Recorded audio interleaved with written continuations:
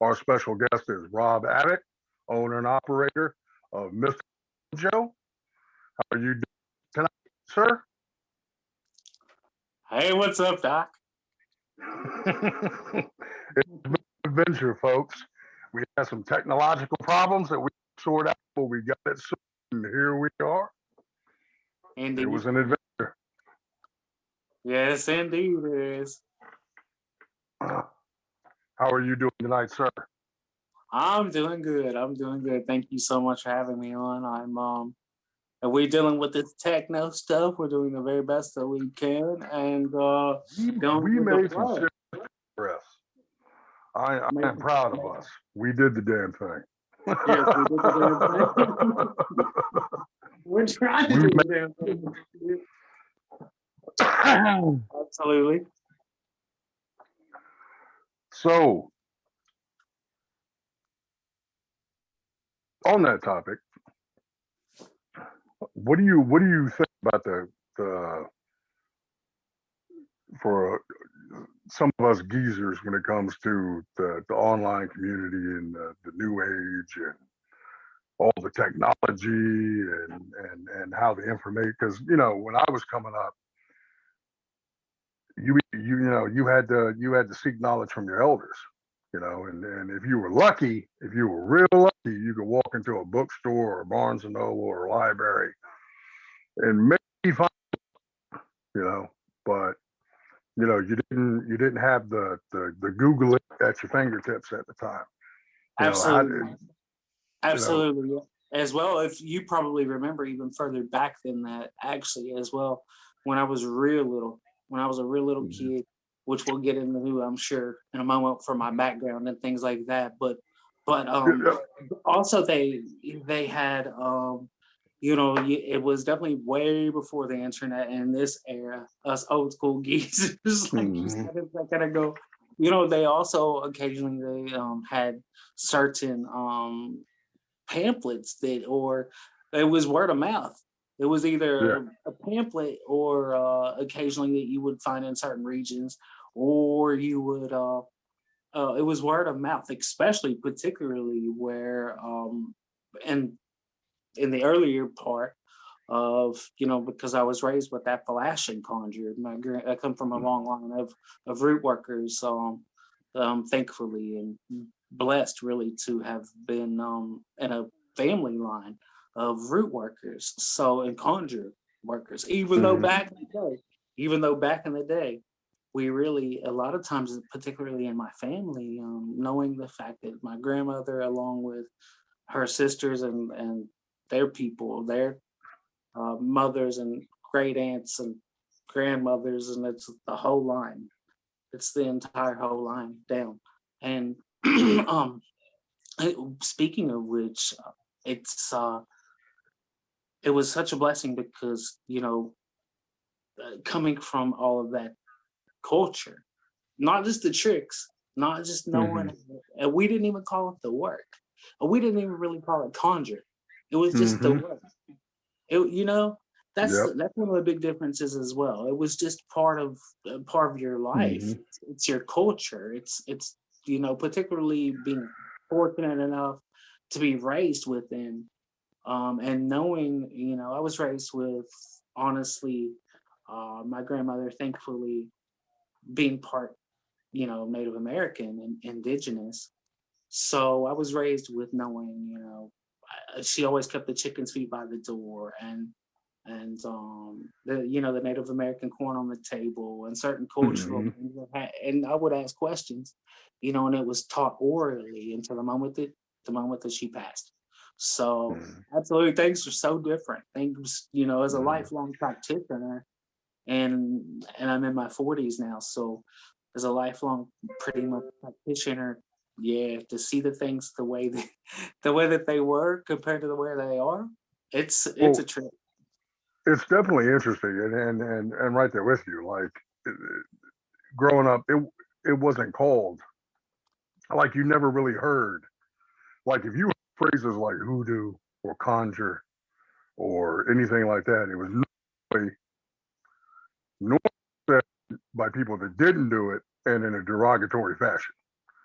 It wasn't like Mama didn't call what she did hoodoo. It was medicine, or it was Yeah, working roots, or it yeah, was, if it was spoken about at all in an out loud fashion.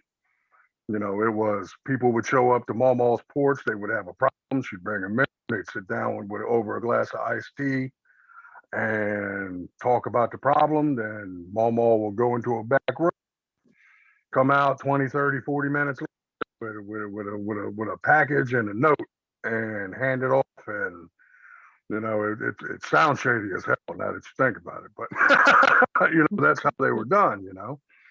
Um, and it's interesting that you bring up the pamphlets, because I remember my grandmother, not my mom, my other grandmother. She actually used to collect, and what's interesting about it is that they were religious pamphlets. They were, yes. on the surface, they would look like Christian, the pamphlets, from a church or from a congregation, but there would be little recipes, or there'd be little, something in the pamphlet that, at the time you wouldn't think anything about if you weren't in the know. If you didn't know about it, pamphlets teaching you how to pray, pamphlets teaching you,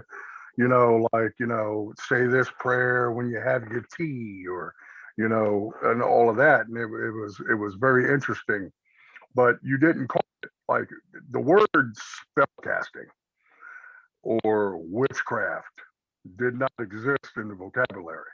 And even among, like, I'm from South Carolina, so like one of the main cultures, um, when it comes to hoodoo and conjure in South Carolina, is the Gullah Geechee. Of course, And of you course. didn't hear, like, people didn't call it hoodoo. It wasn't called, you didn't hear that out loud, not by anybody who you wanted to hear it from, anybody like that. So it's very interesting how the old school was, and then you look at it today, and it's hoodoo and conjure that. You just see it everywhere, everywhere. Um, my grandmother would probably have a mini stroke if she surfed Facebook for one day. But that's Oh, the way. That's a change in times. yes, absolutely. Whether it be good or for ill. I mean, there are some positive things that's come from it. But there's negative things too. Uh, as far as background goes, where were you born and raised? Where are you from exactly? Now you said Kentucky, Appalachia, so Kentucky. Kentucky. Yes, yes, absolutely. Nice. My Good bourbon. of Good course, bourbon. my horse racing, bourbon, tobacco, things like Right. that. Typically associated with Kentucky, which all play into the culture as well, and actually some of that plays into the work, into the Mm, spirituality, into the work as well. absolutely. So, actually, I spoke of my grandmother, who was my first real mentor, my first Hmm. real Mine too. teacher of all. We're blessed. We were blessed for this, Hmm. and so she had a Appalachian background, actually from Eastern Kentucky, of course. So Eastern Kentucky, Appalachian Mountains. Now, when you get specifically into that, and I heard this as a kid a lot, because a lot of times, honestly, the best way to learn when I was a child was just simply, if I asked too many questions, I was told to be quiet and listen, because you can learn a lot more from listening. Exactly, exactly, and be quiet and listen. So, but I also knew by asking, and observing, as Hmm. well, that honestly, that on one side of the mountain or hills or hollers, that it may have been called a root doctor versus versus we had different names for different Hmm. areas, and then back in the day as well, specifically. A few of my great aunts and my grandmother, they had their own things that they were more well versed in, or what Oh, we would say, absolutely. like Hmm. I think that that's imperative, as an example, then versus now. And not to diss anybody, we're not intentionally trying to diss anybody, or anything like that. But nowadays, it's new. It's like you were saying, it's become this new fad and this new thing that everybody's hopped on the conjure boat or train, and everybody thinks is similarly wants to think that they're gifted in awe and great at the every component of Hmm. every kind of work, and that's really literally not the case. It's really Yeah. literally not Well, the I case. mean, it would exactly. I mean, when you talk about, like, for example, you got your root doctors, all right. Not to go off too much on a tangent, but I mean, those names meant specific things. Yes. Like, you knew if there was a root doctor, that is a man or a woman, right? Hmm. Sometimes there were different titles for men and women depending on where you were at, but Yeah. generally, a Yeah. root doctor was a man or a woman who dealt in roots and herbs and medicines and medicinal purposes. Okay, then you Mhm. had your two-handed doctor, your two-headed medicine man, or they had different titles, and they meant different things. Yeah. Whereas today, you say you're a conjurer, you're a two-handed doctor, you're a hoodoo man, all those things meant different things back in the days, and it was meant, to let people know, like, what it is, what service you're actually providing. You know what I'm Mhm. saying? Because unlike today, back then, the elders knew that, there were no masters, there were only students on different paths. So, just because, like you said, your auntie may be well versed in roots and herbs and the local, flora and fauna. Well, your mama maybe more, got the two-headed, where she's speaking to spirits and a medium, and can divine, through those means. They mean different things. They don't all mean the same. Now, occasionally, of course, you did have people that were multifaceted, Yes. but these titles meant something. Like, they were like the same way that doctors are today. You got orthodontists, you got cardiologists, you got, you had different. They were all doctors. They were all, they were all professionals, but they specialized in different things. And a lot of that's been lost because everybody's trying to do everything. Everybody, That's and, it. and to some extent, everybody thinks they should do everything, and that's really not the case. I mean, always try to learn more, but everybody's going to have things that they're better at than others. I mean, that's just the nature of you know the Yeah. human experience. You know. Yeah. Yeah. It's well spoken, and actually, that mentality is actually quite dangerous to just keep it 100 real. The mentality to think that everybody is gifted with all of it actually puts you in a state of danger or jeopardy, meaning the fact that you can fuck yourself up by not not knowing the proper uh let's say for a work, not knowing the proper methods or what herbs or roots or what of course we're going to get into how the Bible of course incorporates within conjure. I was raised with my grandma did a lot of bibliomancy, Mhm. so with the Bible And what that's the a hot Bible topic does. these days. Yes. Oh, and so yes, you know, you set yourself up. You really have to know. You really have to know your.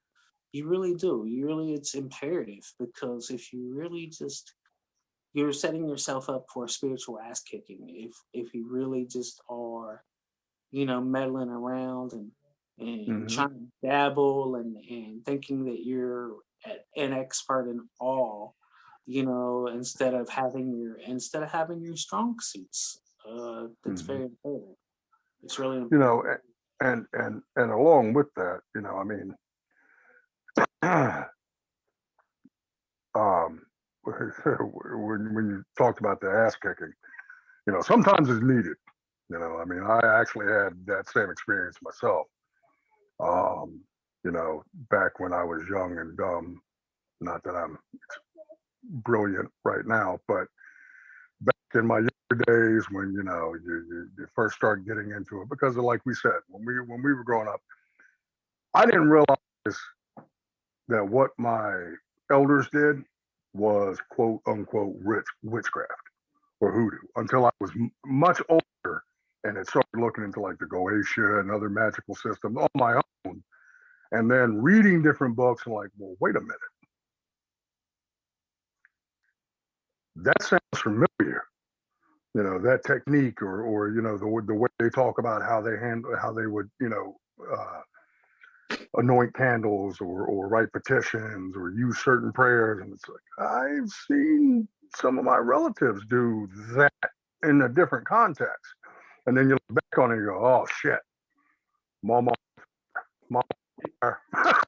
Yes. you know so, and I reached a stage where I was working with the Goetia and a lot of different things. And, I was probably 16, 17, thought I was Big Billy Badass, on the streets and all that. And I thought I was going to go find the grave of Doc Buzzard down in South Carolina. And not to get into a story, because I've told it before. We can talk about it later. But in that process, I had my ass handed to me very thoroughly. and was corrected and repositioned upon the path in a particularly humorous now, but at the time, fashion that sometimes you need. Sometimes that ego needs to be knocked down. Sometimes you need the knees taken out from underneath you. And of course, as someone who, not that I'm particularly old, because 40 isn't old, but someone that comes from an older school fashion traditions, you know, I think is a healthy, that tough love can be healthy, and I think that that's also part of what's lacking in a lot of the courses and paths today, is that the information is so readily available. There's no payment, there's no spiritual cost, there's no blood, sweat, and tears behind it. There's no real earning it. You go and you pay $19.95 and you hit the button and you download it and you got it. You know what I'm saying? Yeah. Not that, I mean, everybody's got to make a living. I'm not knocking nobody, but it does take something of the trials and tribulations out of it, you know. But Yeah, you can really, you cannot take that aspect. You cannot take the component of the elders and of the ancestors out of conjure and still have conjure.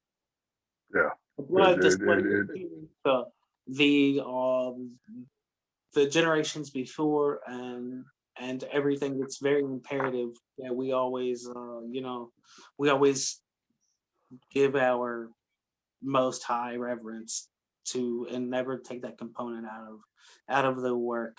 You and I, coming from family backgrounds where the work, as we now say, hoodoo and conjure.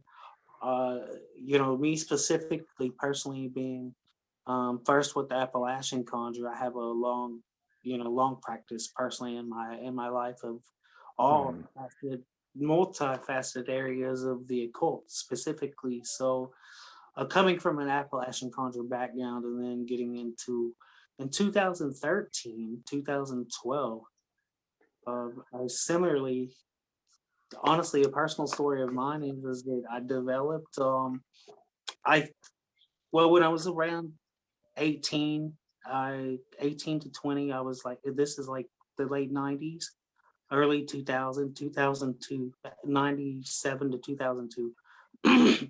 Definitely, I was blessed enough to move around the country a lot and develop, go here and there.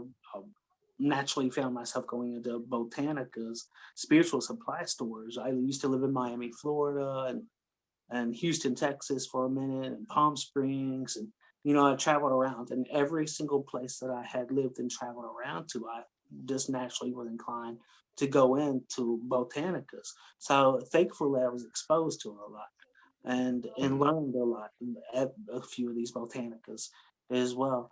and so my personal practice, and then in the early 2000s, that also led me to discovering, Wicca. So did the year and a day, 2002 to 2005. So third degree Wiccan, priest there.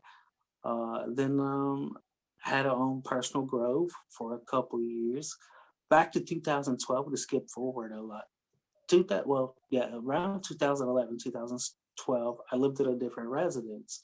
And this is when Mhm. I simultaneously, 2010, 2012, those couple years is when I first actually, and it shocked the hell out of me. It really did shock the hell out of me.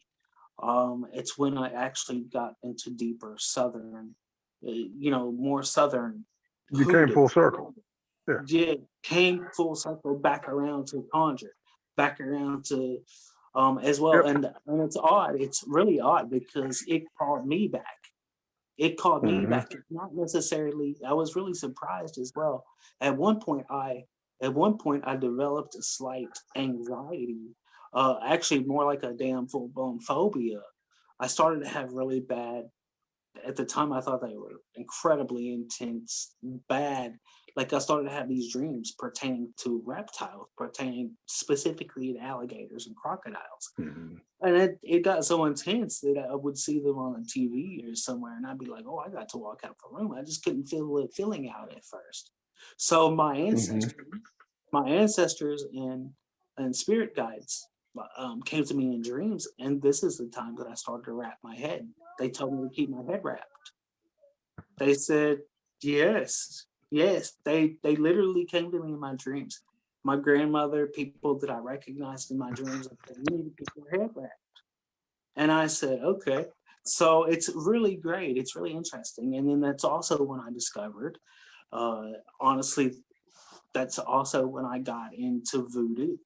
That's also when I discovered really hardcore, uh, you know, that I was being called to voodoo specifically as well. So, which it really was surprising to me. That's not the path that if coming from Wicca in 2002 to 2005 versus being called by the Loa in 2012.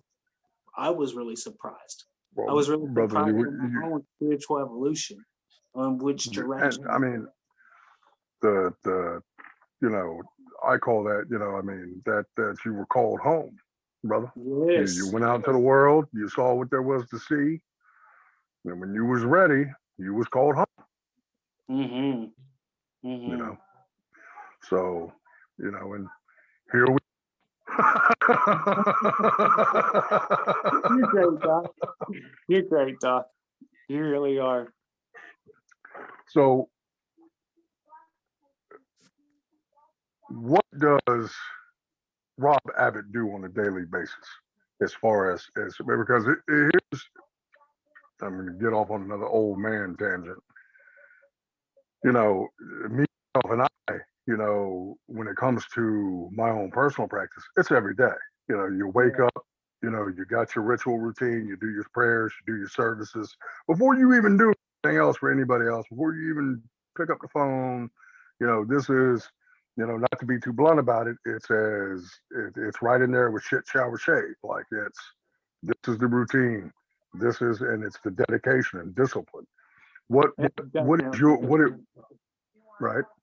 What Mhm. what do you do on a daily basis as far as the, I guess you would say, spiritual upkeep, spiritual maintenance? I find myself spiritual maintenance every day. I find myself definitely saying daily petitions. I definitely give praise and reverence every single day. That's the first step. Really, it it doesn't have to be anything huge or complex. It's simply for me a focal point of a chime candle or going to at this point, of course, I have an altar, so I find myself going to my altar, and if nothing, the day always starts with praise for my roads being opened and for being having the acknowledgement and the awareness of the work that I know now and what I do, it's that's part of my daily foundation. That's part of my daily routine is and I personally have autoimmune issues and different things and so sometimes physically, it's a challenge. So, but spiritually, this is work. And so I definitely have that the the spiritual, it's a need in my life. It's just who I am. It's definitely the path that I walk and I talk and that I work. And yes. Well, I mean, So definitely daily petitions to the ancestors. I do ancestor veneration entirety, like the whole ancestor veneration a lot, as well as daily. I find myself, not to name drop or promote myself too much, but I have promote yourself. Promote yourself. Thank you. I have three. I have three large events coming up actually. So, the Mystical Minds Convention was originally postponed due to COVID. So I'll be part of uh, that'll be in California, by the way. So there's a fall convention and the spring convention. So Nice. the Good so times to the be in you Cali. can find all the information. You can find all the information at www.mysticalmindsconvention.com. And I'll be a presenter at the fall convention that's in Dublin. The first one will be in San Jose. The second one will be in Dublin, which is all in the lovely Bay Area. The proprietor is Melanie Marquis.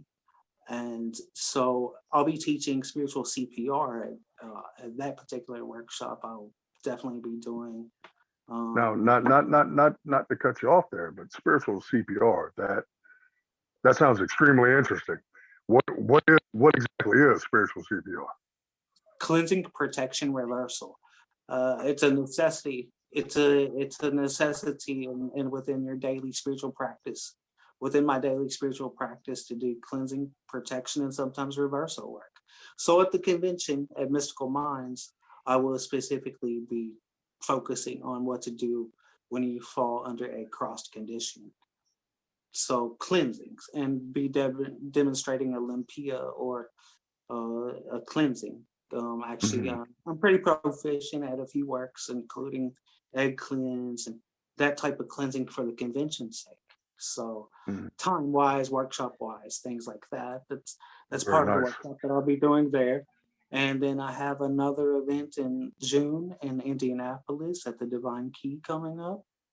And I look for the details coming up. You can find all this on my business page, Mystikal Mojo, as well as if you're privy enough to be in the private group, Mystikal Mojo. And also, one of my mentors, longtime mentors in Kentucky, the oldest metaphysical shop is actually Moonstruck in Louisville, owned by the one and only lovely Linda Tipton.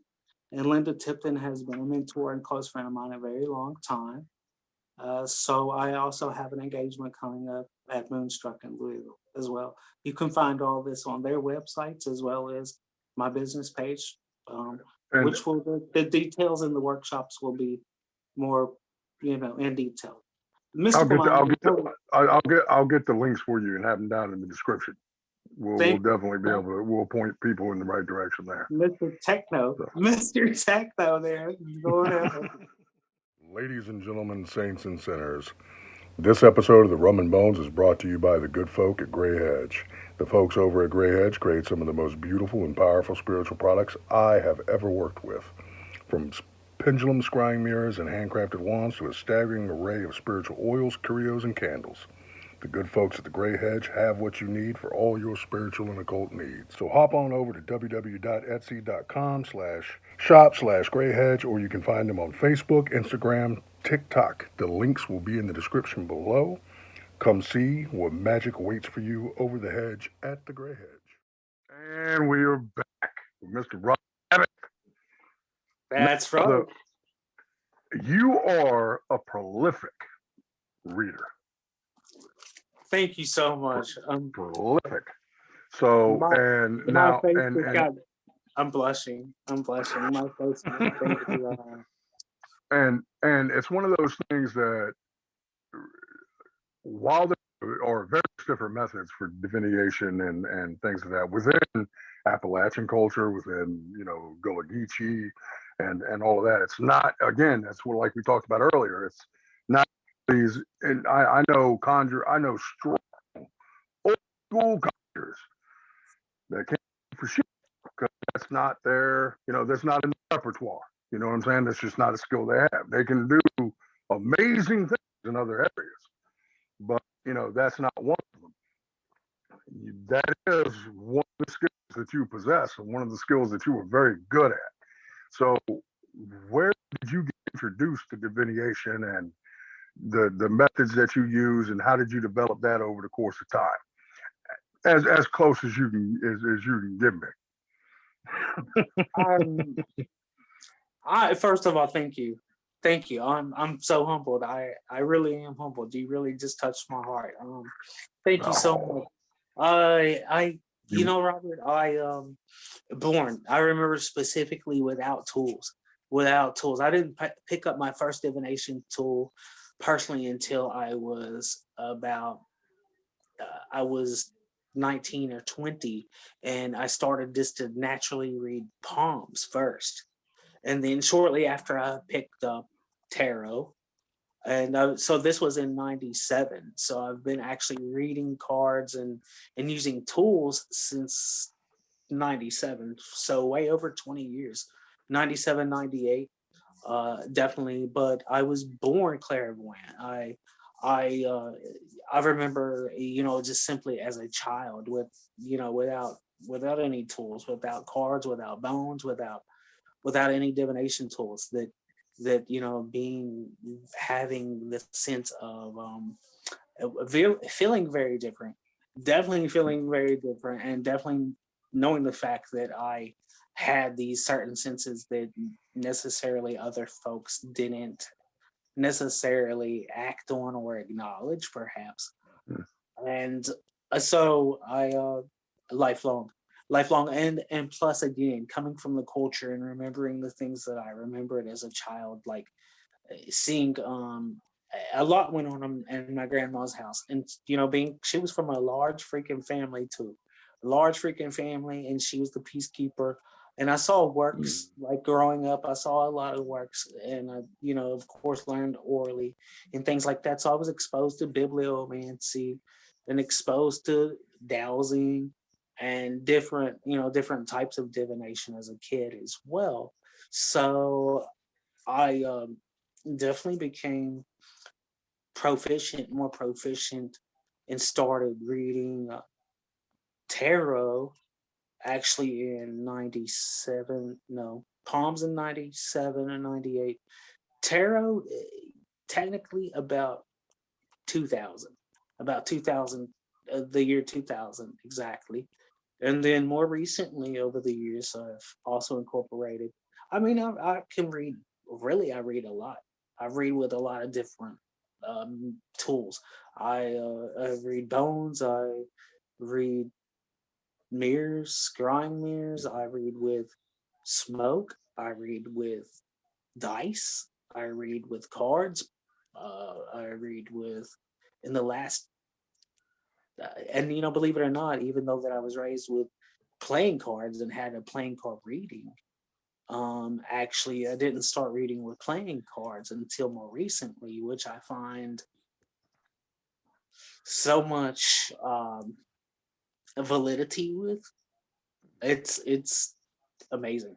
It's amazing still. I've had some very big life-changing experiences. Of course, I'm sure that all true psychic. Of course, yeah, I could teach a side class here about the difference between divination and learning divination versus being born a true psychic person, and an intuitive person, which I was born psychic, intuitive, and then well, learned divination. and So and and those lines. and again, that's another line. Just like when it comes to so many things, when it comes to the spiritual community and the spiritual paths in and of Mm, themselves, is that when you talk about readers, you know, you have different kinds of readers, but there's also a lot of overlap because you have psychic readers that are also very intuitive, who have both an inborn psychic ability, whether that be clairvoyancy, whether it be mediumship, whether it be, whatever it is. But then they also have a very strong empathy, or like they're empaths, or they have a very strong intuition, and they use all the tools, you know. And then readers who are almost, they're 90% intuition and 10% psychic, you know, and it comes across very differently. And it always interests me when I talk to other readers, like when you're reading, because it is another sense, and sometimes it's actually, like, for me, it feels like it's more than just one sense. Like everybody talks about, like, it's the sixth sense, but sometimes it feels like the sixth, the seventh, and the eighth sense are all yes, popping off at the same time.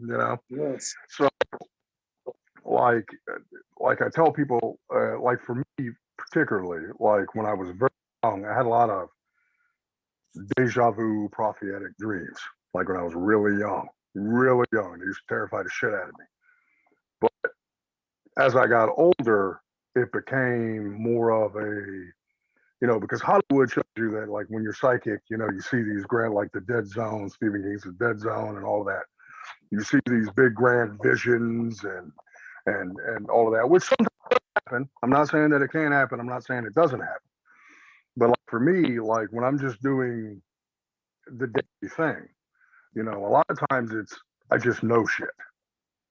Like Yes. it's almost like I know facts. I don't know what book I read them in. I don't know what documentary I watched it in. It's like one of those things. Like I don't know how I know it. I don't know where it came from. I just know it. I know your baby daddy's fucking your sister. Pardon my French, but like I just know that. It's in the head. How does it manifest for you normally? Do you because I know a lot of psychics will also, like it hits all the senses. So you get like taste and smell and visions, and you hear things, and sometimes you just know things. And how does it normally manifest for you in a regular day-to-day reading? It's interesting. That's a very interesting leadway to all use an example within the last, actually just within the last week.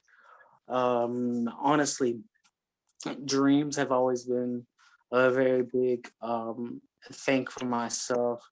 Very prophetic dreams, as well as the you know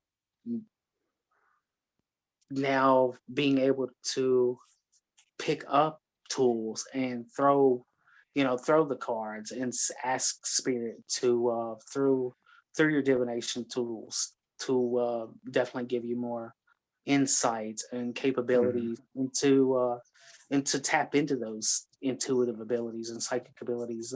That's a big one for myself at this point. I as well as the clear knowing and all the other clairs, of course, come into play, as you were saying. It's like Mm-hmm. all of it hits you, and you use multiple skills, multiple traits of being a true intuitive person, and then you add the tools, of course. So Mm-hmm. yeah, that's large for me. That's really a big one for myself. Is I just naturally, uh on a day-to-day basis, I find that you know it spirit has a way. Spirit has their way of definitely, They damn sure do. definitely, absolutely, absolutely. Spirit has their They way damn of, sure do. they damn sure do, and they I definitely, um, I definitely have had life changing experiences with this actually, and I'm not at privy to discuss all clientele information and things like that, Well, of course, of course.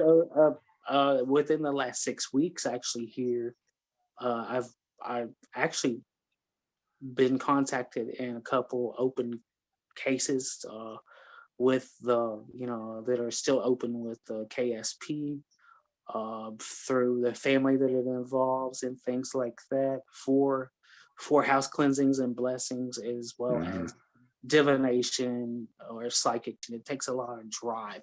It really does take a lot of drive. So it's Mind over matter.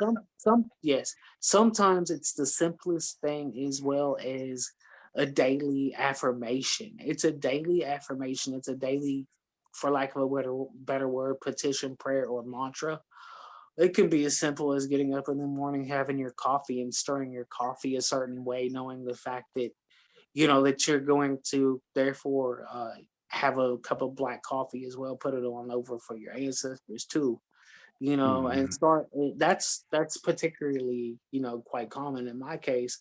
It's a daily way of life. I feel like that's perhaps being lost nowadays. Unfortunately, is a lot of people a lot of people focus primarily on just wanting to learn the spells or the tricks or the spiritual workings Recipes.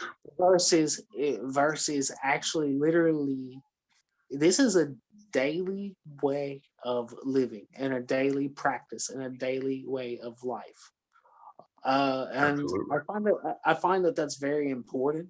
I think that that information definitely needs to be put out there as well. That this is something that you and I, as well as we know each other, of course. So I feel okay to say that that Absolutely. that you and I absolutely achieve to do and strive to do. And how do I achieve it with an autoimmune issue? Determination and will. Determination and will are necessities. And I think that for counterbalance, like I find myself like, and this personally because we're bros, you're not really close friends and things like that. And so if I find myself feeling, I don't feel like that it's right to try to pour from an empty cup either. Ethically or morally, this comes into question at times, as well as Hmm. somebody that does professional readings for clients as well as spiritual work, not only for myself but clients.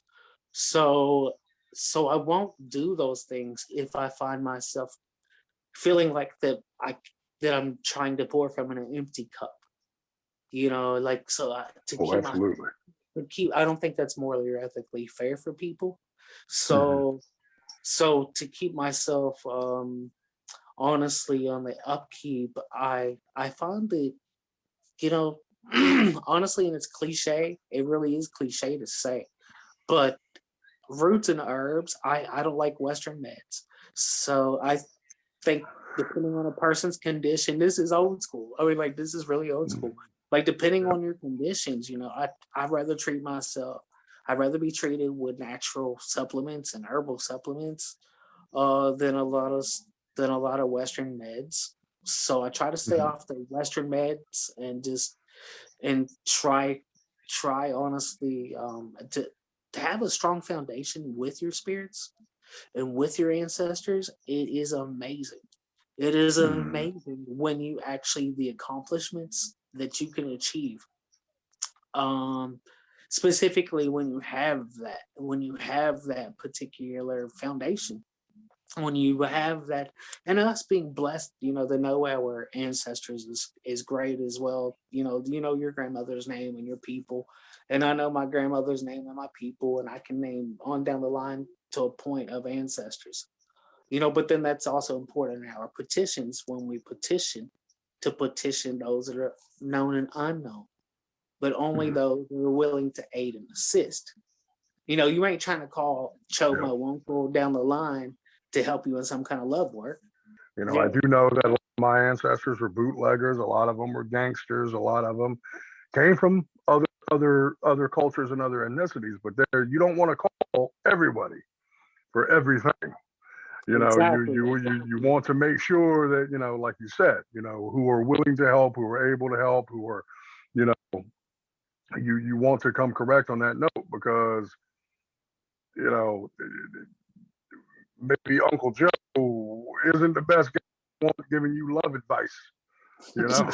yeah, exactly, exactly.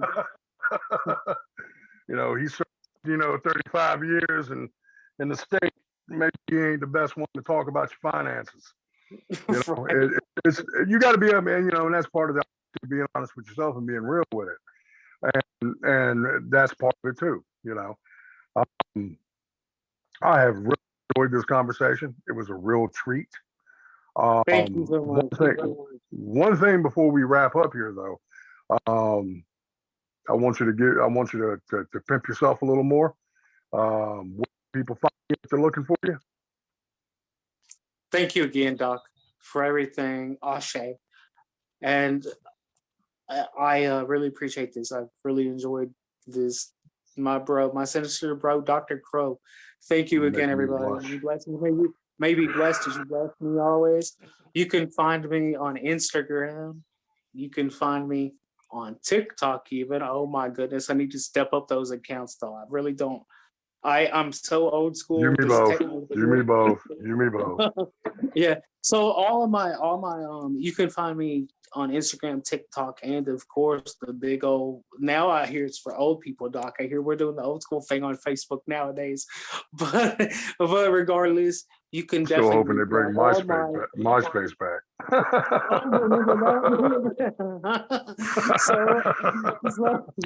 So definitely you can reach me on Facebook, Instagram, and as well as TikTok under Mystikal Mojo. That is my, for lack of a better word, brand name business moniker, aka Mystikal Mojo, Mystikal with a K, Mystikal Mojo, and I do offer a variety of services, including psychic mediumship, palm readings, tarot, oracle, playing cards, as well as a large variety of conjure, hoodoo, rootwork services.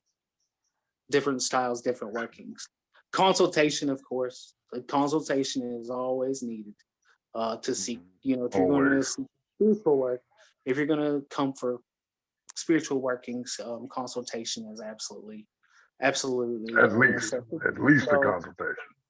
Yes, sir, indeed. Absolutely. Yes, and so yes, Mystikal Mojo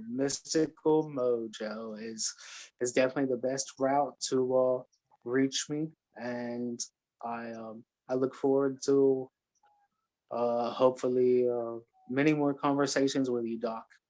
We were definitely going to have you back. We are definitely having you back. Thank you so much. It's been a blessing. Rob, people, Mystikal Mojo. You can find him on Facebook, Mystikal Mojo. Thank you very much, sir. It has been an honor. Ashe. Ashe. Ayi Bobo. Thank you, Robert. Many blessings.